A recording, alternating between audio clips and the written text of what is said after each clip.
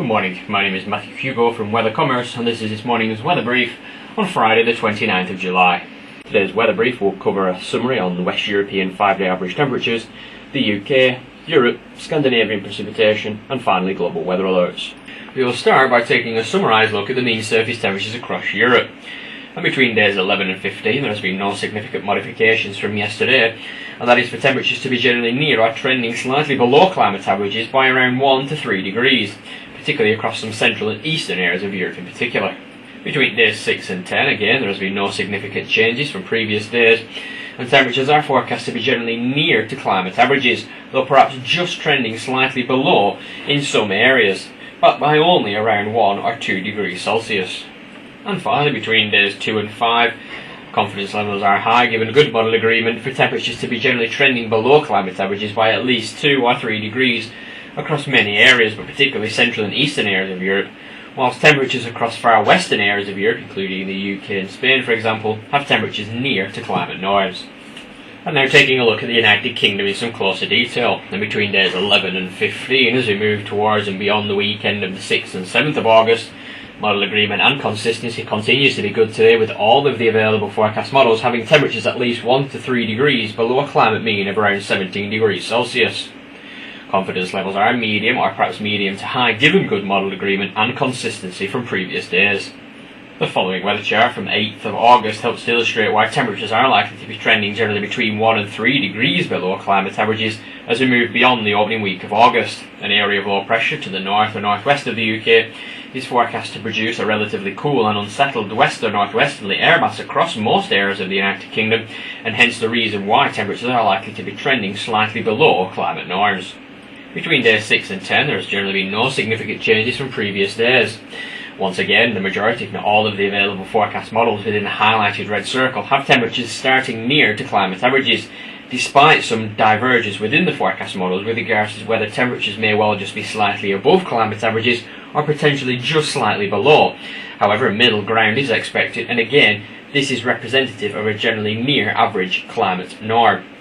Towards the end of the 6 to 10 day period, as we move towards the 5th and 6th of August, temperatures do then begin to drop just slightly below a climate mean of 17 degrees.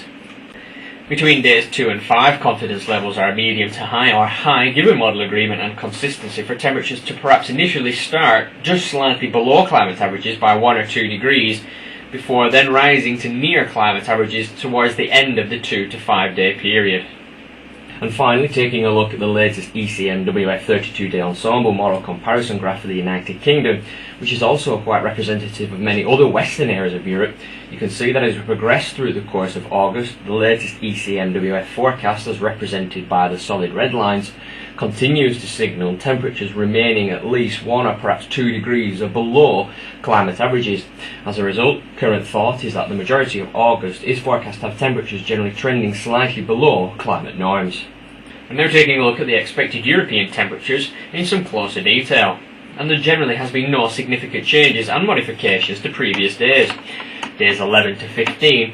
is forecast to experience temperatures either near or trending slightly below climate averages across the majority of Europe by generally 1 to 3 degrees, but particularly across eastern areas of Europe including Germany, Austria and perhaps down into Italy for example. The latest Austrian model comparison graph helps to illustrate this situation, and as you can see within the highlighted red circle covering days 11 to 15, the majority, if not all, of the available forecast models have temperatures below a climate mean of around 22 degrees Celsius.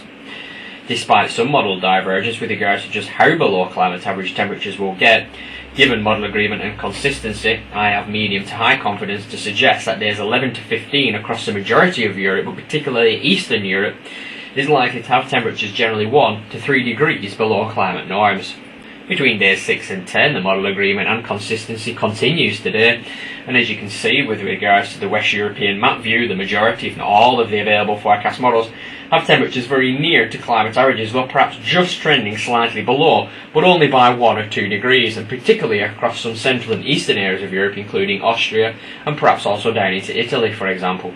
The latest Switzerland model comparison graph helps to illustrate the 6 to 10 day period well, and as you can see the majority, if not all, of the available forecast models have temperatures very near to a climate mean of around 19 or 20 degrees Celsius. The Metra model, as represented by the solid black line, does take temperatures to at least 1 or 2 degrees above, but this is currently a mild outlier. And there is good model agreement and consistency regarding this period for temperatures to be very near to climate norms. And finally, between days 2 and 5, there has been no significant modifications from previous days, and that is with regards to temperatures generally being at least 2 or 3 degrees below climate norms across the majority of Europe, but perhaps with the exception of parts of the United Kingdom and also some western areas of Europe, including Portugal and Spain, for example. France, Benelux, Germany, Switzerland and even Austria is forecast to have temperatures at least 2 or 3 degrees below climate norms. And now taking a look at the expected precipitation totals across Scandinavia.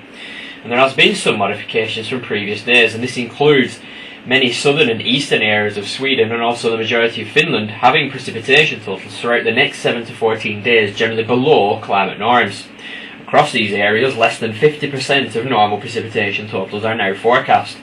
However, Norway and also some northern regions of Sweden may well have precipitation totals of at least 100 to 125% of normal over the next 7 to 14 days, as precipitation totals are forecast to be well above climate averages across these areas of Scandinavia. We're now taking a look at global weather alerts which highlight significant deviations from normal. And it continues to be of worth to highlight that temperatures across the United States, particularly over the next 7 to 10 days, are forecast to remain well above climate averages across many areas, but particularly central and also western areas of the country, where mean surface temperatures of at least 35 to 40 degrees Celsius are expected. When coupled with high humidity, some particularly unpleasantly high temperatures are expected. There also remains a significant threat of precipitation totals being well above climate averages across southern areas of Brazil, and particularly in and around the Rio Grande do Sul. Over the next 7 to 10 days, here precipitation totals in excess of 125 millimetres is possible, which is comfortably 300% of normal totals. And finally, as highlighted yesterday, there was a tropical disturbance just to the northeast of the Yucatan Peninsula within the Caribbean. This has recently developed to become Tropical Storm Don and is currently moving northwestwards through the Gulf of Mexico and is forecast to bring excessive amounts of rainfall and strong winds to the Texas coastline within the next 24 hours. Thank you for listening to today's weather brief. Goodbye.